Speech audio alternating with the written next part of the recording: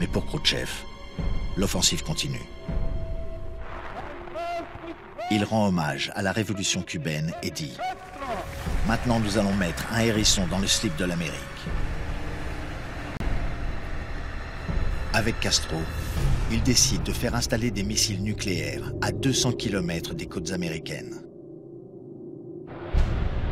13 octobre 62. Un avion de reconnaissance américain rapporte de Cuba des photos de sites de missiles balistiques russes. Il pourrait atteindre les villes américaines en quelques minutes.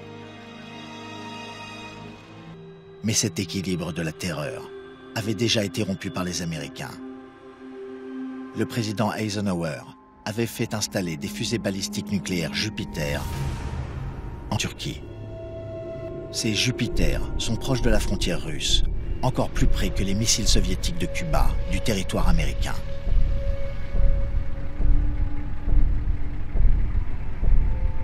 Cette situation intolérable pour les dirigeants de Moscou a poussé Khrouchtchev à mettre Kennedy dans la même situation. Kennedy alerte l'ONU, saisit le Conseil de sécurité, fait montrer les photos de la construction des sites de fusées.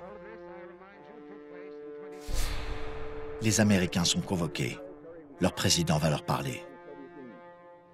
I call upon Chairman Khrushchev to halt and eliminate this clandestine, reckless and provocative threat to world peace. La marine américaine établit un blocus autour de Cuba pour barrer la route aux navires russes qui transportent les missiles.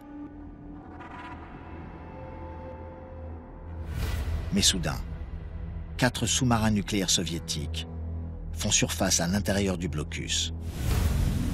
La partie devient extrêmement dangereuse.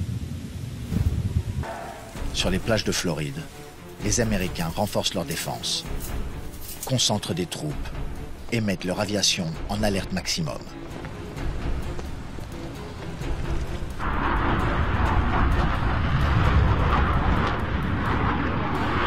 Pour le monde entier, c'est le début de la Troisième Guerre mondiale. Le réflexe universel est de constituer d'urgence des réserves alimentaires et de répertorier tout ce qui peut servir d'abri anti-atomique. Après 10 jours de négociations secrètes, comme cette partie de badminton entre le ministre des Affaires étrangères américain Dean Rusk, Khrouchtchev gagne en obtenant le démantèlement des missiles américains Jupiter de Turquie.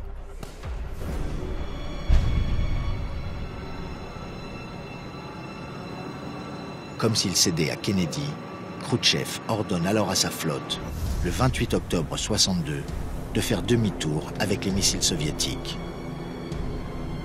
Les Américains les filment, bâchés, sur le pont des bateaux russes. Ces images font le tour de la planète.